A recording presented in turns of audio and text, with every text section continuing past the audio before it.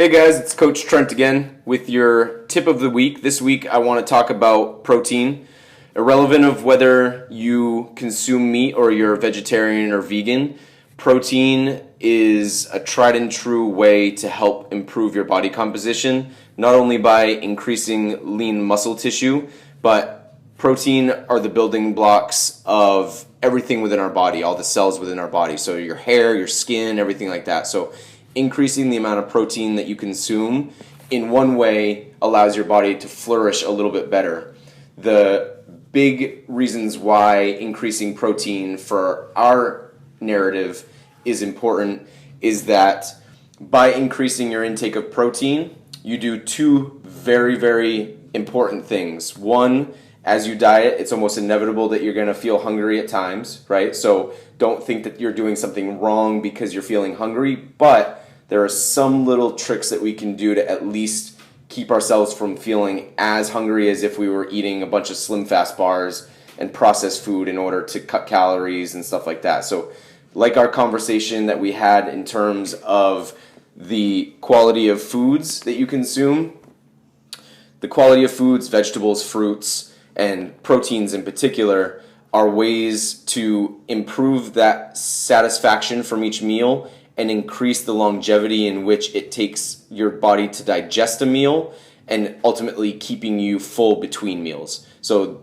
what protein does is it does it in a way that allows for you to feel fuller between meals for longer, but also improves and increases the amount that you burn from the food that you consume. So protein, getting all fancy with some science, ultimately gets burned about 30-40% of the calories that you consume from protein sources get burned as your body tries to digest them, whereas with fats and carbs it's 15% or below. So you get a little bit of a boost in terms of caloric burn throughout the day when you consume more protein, and that's obviously going to help you lose a little bit of weight. It's going to help you build a little bit of lean muscle tissue, which will also over time help you lose a little bit more weight and keep your metabolism humming, but ultimately it keeps you full between meals longer.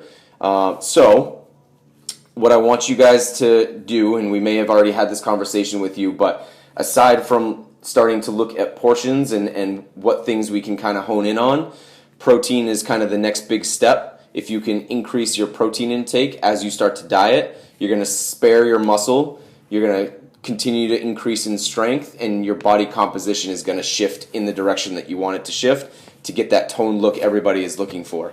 So for everybody that's watching this video, your goal should be to consume about 1 gram per pound of your goal weight. And we probably have been doing your body fat percentage. So if we've been doing your body fat percentage and you're very analytical, we can actually get even more precise with that, because we really only need a goal per pound of your lean muscle tissue, right? We don't need to include your body fat in that equation. But if you don't, the quick calculation is just a gram per pound of your goal body weight, right? If you aren't someone that's analytical and you're not going to take the time to count that all out or anything like that, then go back to that portion control picture in the Guide to Success book. In there, if you flip back to the hand portion visual, ultimately you want to consume, depending upon whether you're a male or female, you want to consume that portion of protein 3 to 4 times a day, okay? And so we'll talk to you about that more one-on-one, try and help you come up with different options. But simple deck of cards in terms of a piece of chicken or fish or something like that is a good start. And for males, you would double that, okay? So please start to consume a little bit more protein. Even if you're a vegan or vegetarian, you can get it from different sources like beans and lentils and peas and stuff like that. You just have to make the right combinations in order to get all the amino acids that protein's comprised of. And a very important thing for all you vegans and vegetarians is probably going to be to consume some sort of vegan protein shake. That way you can get in your proteins that way. They're already structured and built to be complete. So you've got everything that you need right there, and it gives you about 20 to 40 grams almost automatically. So again, as always, if you have any questions, don't hesitate to pull me aside and ask, or ask any of the other coaches. But we're going to focus on trying to increase that protein intake going forward if you haven't started already. Okay? Talk to you soon.